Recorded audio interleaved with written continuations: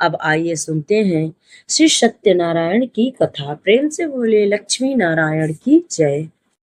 एक समय की बात है, नैमिषारण तीर्थ में शौनकादिक 88,000 ऋषियों ने पुराण वृत्ता श्री सूत जी से पूछा, हे सूत जी, इस कलयुग में वेद विद्या रहित मनुष्यों को प्रभु भक्ति किस प्रकार मिलेगी, उनका उद्धार कैसे होगा। हे मुनि श्रेष्ठ, कोई ऐसा व्रत तप कहिए जिसके करने से थोड़े ही समय में पुण्य प्राप्त हो और मनवांछित फल भी मिले। हमारी प्रबल इच्छा है कि आप हमें ऐसी कथा सुनाएं।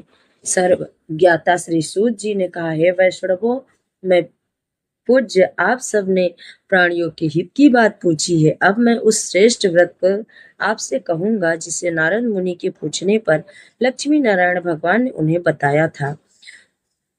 आप सब ध्यान पूर्वक सुने। एक समय देवर्षि नारद दूसरे के हित की इच्छा के सभी लोकों में घूमते हुए मृत्यु लोक में आ पहुंचे। यहाँ अनेक योनियों में जन्मे प्राय सभी मनुष्यों को अपने कर्मों के अनुसार कई दुखों से पीड़ित देखकर उन्होंने विचार किया कि किस यत्न के करने से प्राणियों के दुखों का नाश होगा। ऐसा मन में विचार कर श्री नारद विष्णु लोक गए। वहां श्वेत वर्ण और 4 भुजाओं वाले देवों के ईश नारायण को, जिनके हाथों में शंख चक्र गदा और पद्म थे, वरमाला पहने हुए थे, देखकर स्तुति करने लगे। नारद ने कहा, हे भगवान, आप अत्यंत शक्ति से संपन्न हैं। मनवाड़ी को भी आपको नहीं पा सकती। आपका यदि मध्य अंत भी नहीं है। ये आप निर्गुण स्वरूप सृष्टि के कारण भक्तों के दुखों को नष्ट करने वाले हो। आपको मेरा नमस्कार है। नारद जी के इस प्रकार की स्तुति सुनकर भगवान श्री विष्णु बोले, हे मुनि श्रेष्ठ, आपके मन में क्या है? आप किस काम के लिए यहाँ आगमन किए हैं? निसंकोच कहिए। तब नारद मुनि ने कहा, मृत्यु लोक में सब मनुष्य जो अनेक योनियों में पैदा हुए हैं, अपने अपने कार्यों और कर्मों द्वारा अनेक प्रकार के दुखों से पीड़ित है। हे नाथ, यदि आप मुझ पर दया रखते हैं तो बताइए, उन मनुष्यों के सब दुख थोड़े से ही प्रयत्न से कैसे दूर हो सकते हैं। श्री विष्णु भगवान ने कहा, हे नारद, मनुष्यों की भलाई के लिए तुमने यह बहुत बड़ा प्रश्न किया है। जिस व्रत के करने से मनुष्य मोह से छूट जाता है, यह व्रत मैं तुमसे कहता हूँ। बहुत पुण्य देने वाला, स्वर्ग मृत्यु दोनों में दुर्लभ एक उत्तम व्रत है, जो आज मैं प्रेमवश होकर तुमसे कहता हूँ। श्री सत्यनारायण भगवान का यह व्रत विधान पूर्वक संपन्न करके मनुष्य इस धरती पर सुख भोग कर मरने पर मोक्ष को प्राप्त होता है। श्री विष्णु भगवान के यह वचन सुनकर नारद मुनि बोले, हे भगवान, उस व्रत का फल क्या है? क्या विधान है? इससे पूर्व यह व्रत किसने किया है और किस दिन यह व्रत करना चाहिए?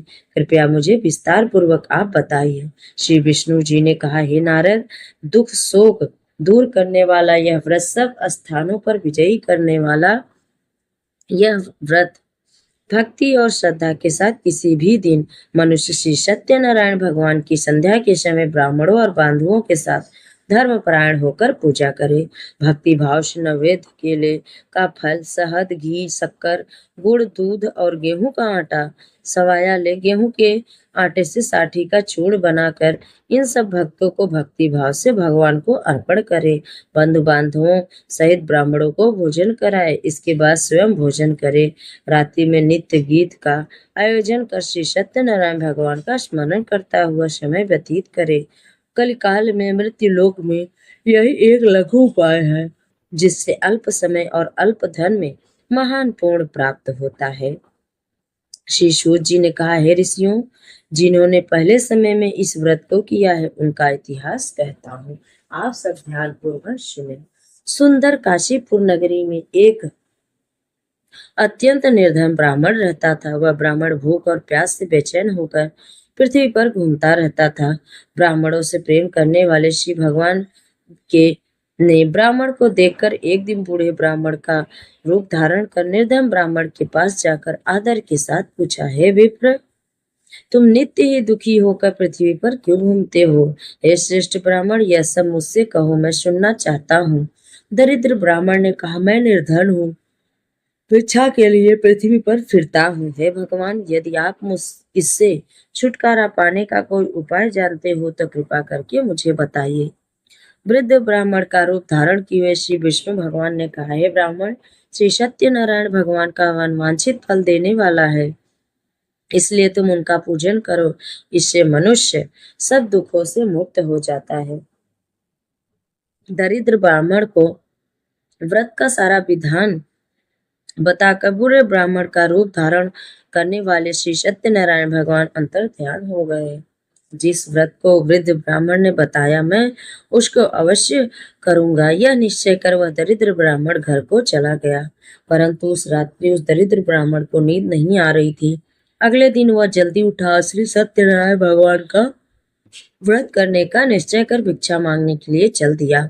उस दिन उसको भिक्षा में बहुत सा धन मिला, जिससे उसने पूजा का सामान खरीदा और घर आकर अपने बंधु बांधवों के साथ भगवान श्री सत्यनारायण का व्रत किया। इसके करने से वह दरिद्र ब्राह्मण सब दुखों से छूटकर अनेक प्रकार की संपत्तियों से युक्त हो गया। तभी से वह विप्र हर मास व्रत करने लगा। इसी प्रकार सत्यनारायण भगवान के व्रत को जो विधि विधान के अनुसार, शास्त्रों के अनुसार, वह सब पापों से छूटकर मोक्ष को प्राप्त होता है। आगे जो मनुष्य पृथ्वी पर श्री सत्यनारायण भगवान का व्रत करेगा, वह सब दुखों से छूट जाएगा। इस तरह नारद जी से सत्यनारायण भगवान का कहा हुआ व्रत मैंने तुमसे कहा है। विप्रो, अब आप और क्या सुनना चाहते हैं तो मुझे बताइए। ऋषियों ने कहा, हे मुनीश्वर, संसार में इस विप्र से सुनकर किस किसने इस व्रत को किया, यह सब सुनना चाहते हैं। इसके लिए हमारे मन में श्रद्धा है। श्री सूत जी ने कहा, हे मुनियों, जिस जिस प्राणी ने इस व्रत को किया, उन सब की कथा सुनो। एक समय वह ब्राह्मण धन और ऐश्वर्य के अनुसार बंधु बांधवों के साथ अपने घर पर व्रत कर रहा था। उसी समय एक लकड़ी बेचने वाला बूढ़ा व्यक्ति वहां आया। उसने सिर पर लकड़ी का गट्ठर बाहर रखकर और विप्र के मकान में चला गया।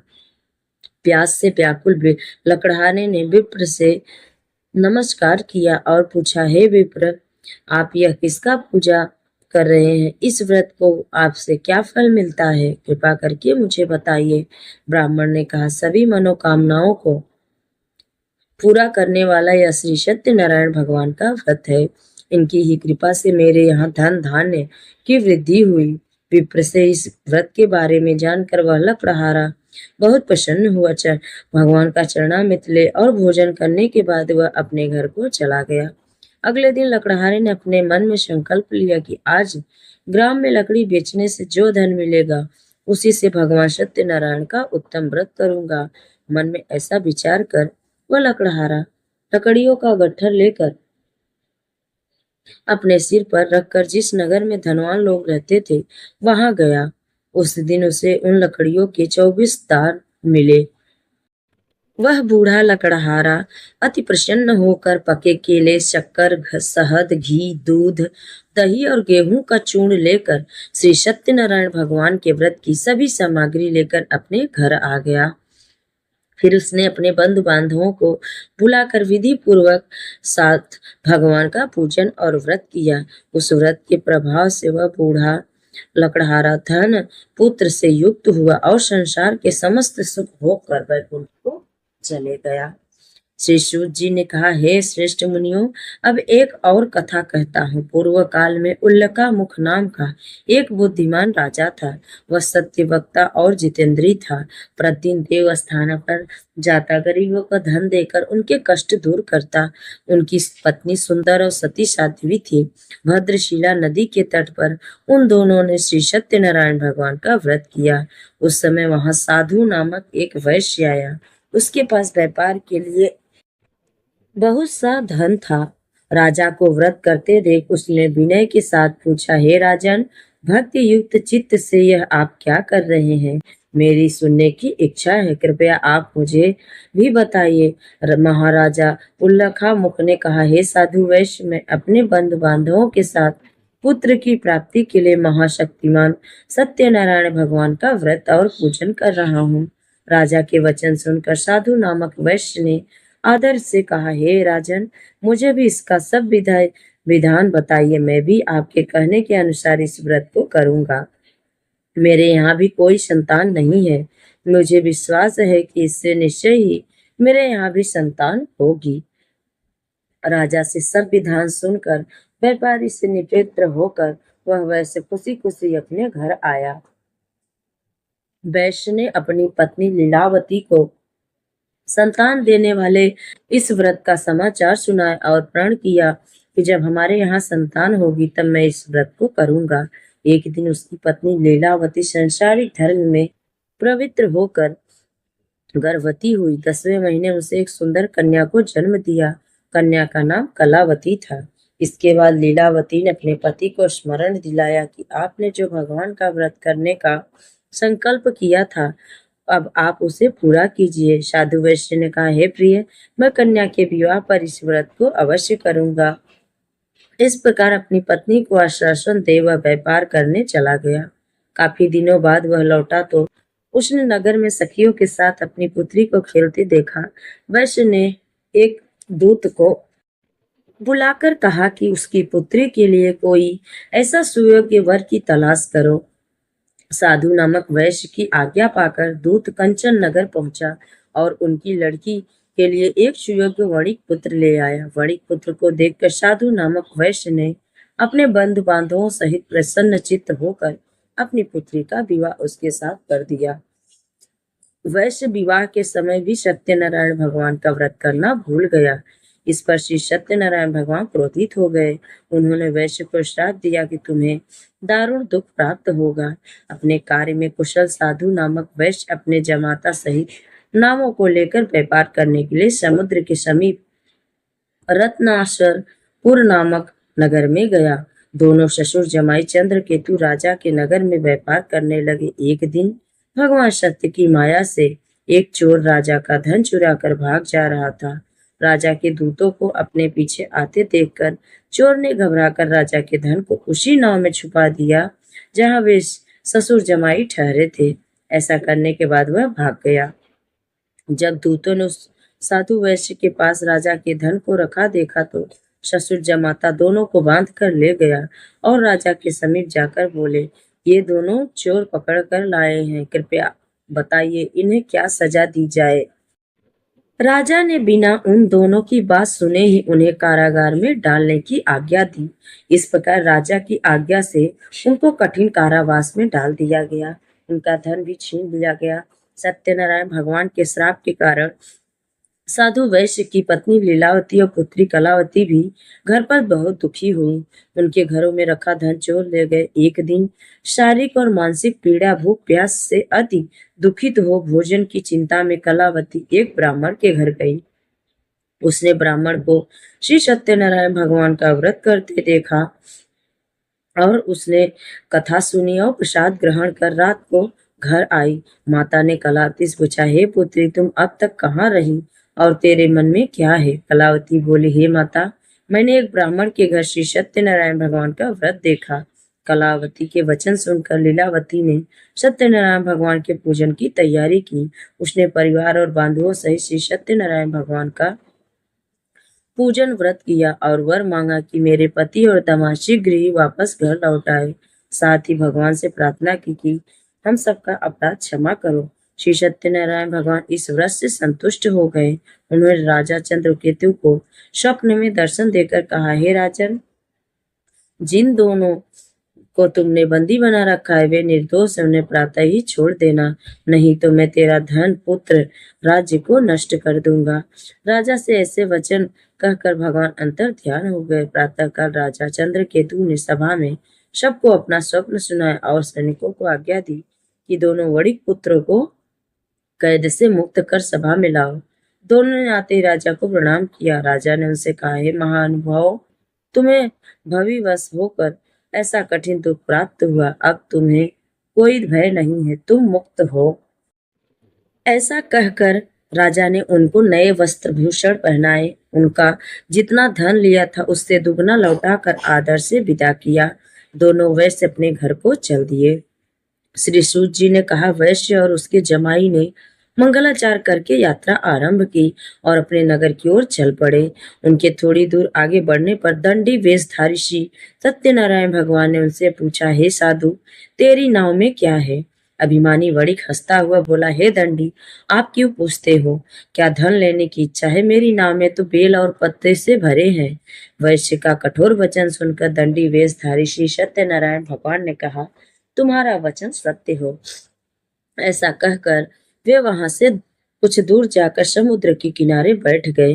दंडी महाराज के जाने के बाद वैश्य ने नित्य क्रिया से निवृत्त होने के बाद नाव को ऊंची उठती देखकर अचंभव किया। नाव में बेल पत्ते देखकर मूर्छित हो गए, जमीन पर गिर गया। मूर्छा खुलने पर अत्यंत शोक प्रकट करने लगा। तब उसके जमाता ने कहा, आप शोक न करें, यह दंडी महाराज का श्राप है। उनकी शरण में ही चलना चाहिए, तभी हमारी मनोकामना पूर्ण होगी। जमाता के वचन सुनकर वह साधु नामक वैश्य दंडी महाराज के पास पहुंचा और भक्ति भाव से प्रणाम करके बोला, मैंने जो आपसे असत्य वचन कहे थे उनके लिए क्षमा करे। ऐसा कहकर वैश्य रोने लगा। तब दंडी भगवान बोले, हे वणिक पुत्र, मेरी आज्ञा से तुझे बार बार दुख प्राप्त हुआ, तू मेरी पूजा से विमुख हुआ है। साधु नामक वैश्य ने कहा, हे भगवान, आपकी माया से तो ब्रह्मा देवता भी आपके रूप को नहीं जान पाते, तब मैं अज्ञानी भला कैसे जान सकता हूँ? आप प्रसन्न होकर होइए, मैं अपनी सामर्थ्य के अनुसार आपकी पूजा करूंगा। मेरी रक्षा करो और पहले के समान मेरी नौका को धन से भर दो। उसके अभियुक्त वचन सुनकर श्री सत्यनारायण भगवान प्रसन्न हो गए और उसकी इच्छा अनुसार वर देकर अंतर्ध्यान हो गए। तब ससुर और जमाता दोनों ने नाव पर आकर देखा कि नाव धन से परिपूर्ण है। फिर वह भगवान श्री सत्यनारायण का पूजन कर जमाता सहित अपने नगर को चला गया। जब वो अपने नगर के निकट पहुंचा तब उसने एक दूत को भेजा। दूत ने साधु नामक वैश्य के घर जाकर उसकी भी पत्नी को नमस्कार किया और कहा, आपके पति और दामाद सहित इस नगर के समीप आ गए हैं। लीलावती और उसकी कन्या कलावती उस समय भगवान का पूजन कर रही थी। दूत का वचन सुनकर साधु की पत्नी ने बड़े हर्ष के साथ सत्य देव का पूजन पूर्ण किया और अपनी पुत्री से कहा, मैं अपने पति के दर्शन को जा, तुम भी कार्य पूर्ण कर शीघ्र आ जाना। लेकिन कलावती पूजन और प्रसाद छोड़कर अपने पति के दर्शन के लिए चली गई। प्रसाद की अवज्ञा के कारण सत्यदेव रुष्ट हो गए और उन्होंने उसके पति को नाव सहित पानी में डुबो दिया। कलावती अपने पति को नाव सहित पानी में डूबा देखकर अपने न रोती हुई जमीन पर गिर पड़ी। नौका को डूबा हुआ कन्या को रोती हुई देख साधु नामक वैश्य दुखित हो गया। बोला, हे प्रभु, मुझसे या मेरे परिवार से जो भूल हुई उसे क्षमा करो। तभी ऊपर आकाशवाणी हुई, हे वैश्य, तेरी कन्या मेरा प्रसाद छोड़कर आई, इसलिए उसका पति अदृश्य हुआ है। यदि वह घर जाकर प्रसाद खाकर लौटे तो उसका पति अवश्य मिलेगा। आकाशवाणी सुनकर कलावती ने घर पहुंचकर प्रसाद खाया और फिर आकर अपने पति के दर्शन किए। उसके बाद साधु वैश्य ने वही बंधु बांधवों सहित सत्यदेव का विधि पूर्वक पूजन किया। वह इस लोक का सुख भोग कर अंत में स्वर्गलोक को गया। श्री सूत जी ने आगे कहा, हे ऋषियों, मैं एक और भी कथा कहता हूँ, उसे भी सुनो। प्रजा पालन में लीन तुच्छ ध्वज नाम का एक राजा था। उसने भगवान सत्यदेव का प्रसाद त्याग कर बहुत दुख पाया। एक समय राजा वन में अन्य पशुओं को भक्ति भाव से बंधु बांधवों सहित श्री सत्यनारायण का पूजन करते देखा, परंतु राजा देखकर भी अभिमान वश न तो वहां गया और न ही सत्य देव भगवान को नमस्कार ही किया। जब ग्वालों ने भगवान का प्रसाद उसके सामने रखा तो वह प्रसाद त्याग कर अपने नगर को चला गया। नगर में पहुंचकर उसने देखा कि उस नगर के सब कुछ नष्ट हो गया है। वह समझ गया कि यह सब भगवान सत्य देव ने किया है। तब वह उसी स्थान पर वापस आया और ग्वालों के समीप गया और विधि पूर्वक पूजन कर प्रसाद खाया। तो सत्यनारायण की कृपा से सब कुछ पहले जैसा हो गया और दीर्घ काल तक सुख भोग कर मरने पर स्वर्गलोक को चला गया। जो मनुष्य इस दुर्लभ व्रत को करेगा, श्री सत्यनारायण भगवान की कृपा से उसे धन धान्य की प्राप्ति होगी। निर्धन धनी और बंदी बंधन से मुक्त होकर निर्भय हो जाता है। संतान जिसको ना हो उसको संतान प्राप्त होता है। सब मनोरथ पूर्ण होकर अंत में वो वैकुंठ धाम को जाता है। जिन्होंने पहले इस व्रत को किया, अब उसके दूसरे जन्म की कथा भी सुनिए। सशांत नामक ब्राह्मण ने सुदामा के रूप में जन्म लेकर श्री कृष्ण की भक्ति कर मोक्ष प्राप्त किया। उल्लखामुख नाम के महाराज राजा दशरथ बने और श्री रंगानाथ का पूजन कर वैकुंठ को प्राप्त हुआ। साधु नाम के वैश्य ने धर्मात्मा सत्य प्रतिज्ञ राजा मोर ध्वज बनकर अपनी देह को आरे से चीर कर दान करके मोक्ष को प्राप्त हुआ। महाराजा तुग्ध ध्वज स्वयं भ्यू मनु हुए। उन्होंने बहुत से लोगों को भगवान की भक्ति में लीन कर मोक्ष प्राप्त किया। लकड़हारा भील अगले जन्म गुह नामक निषाद राजा हुआ, जिसने भगवान राम के चरणों की सेवा कर मोक्ष की प्राप्ति की। तो ये रही आज की वट पूर्णिमा की कथा और श्री सत्यनारायण भगवान की कथा। प्रेम से बोलिए श्री सत्यनारायण भगवान की जय, श्री सत्य देव की जय। आइए अब सुनते हैं भगवान श्री सत्यनारायण की आरती। ओम जय जगदीश हरे, स्वामी जय जगदीश हरे। भक्त जनों के संकट, दास जनों के संकट, क्षण में दूर करे। ओम जय जगदीश हरे। जो ध्यावे फल पावे, दुख बिन से मन का। स्वामी दुख बिन से मन का, सुख संपत्ति घर आवे। श्याम सुंदर घर आवे, कष्ट मिटे तन का। ओम जय जगदीश हरे।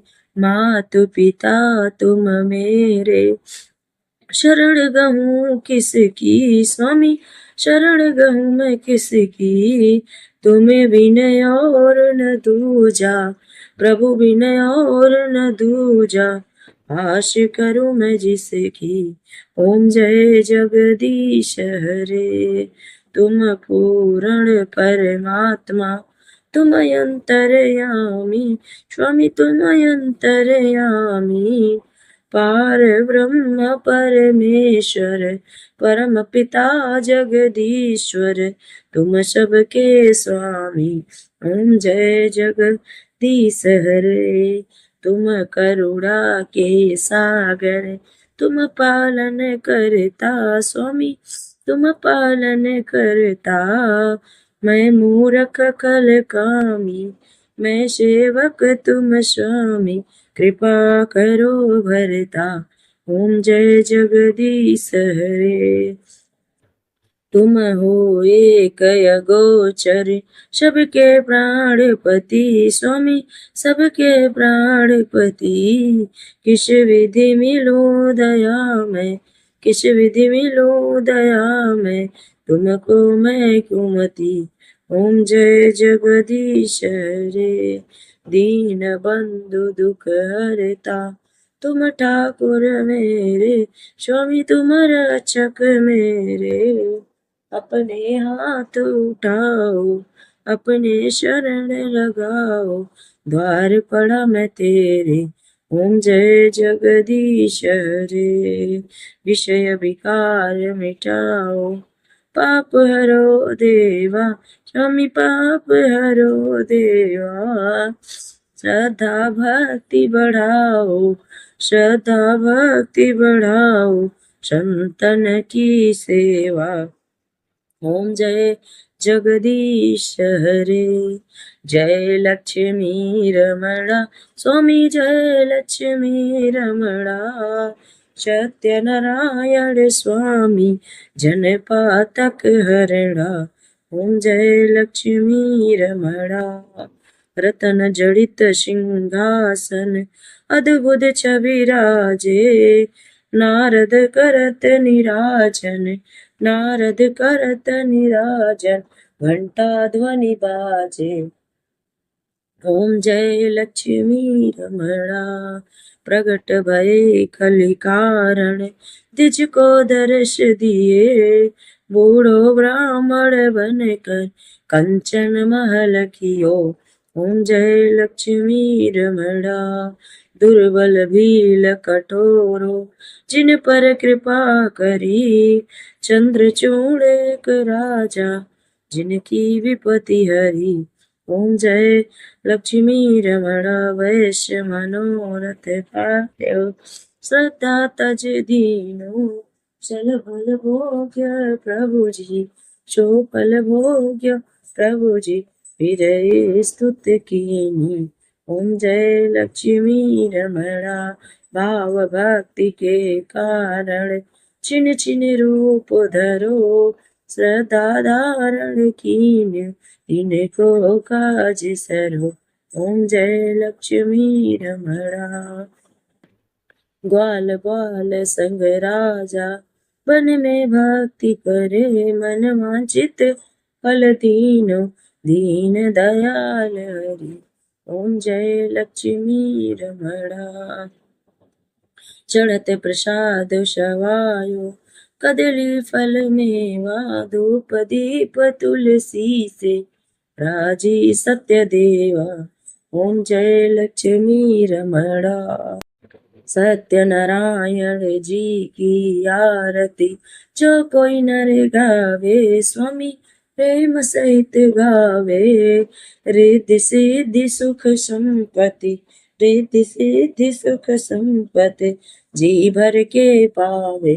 ओम जय लक्ष्मी रमणा, स्वामी जय लक्ष्मी रमणा। सत्यनारायण स्वामी जन पातक हरणा। ओम जय लक्ष्मी रमणा, स्वामी जय लक्ष्मी रमणा।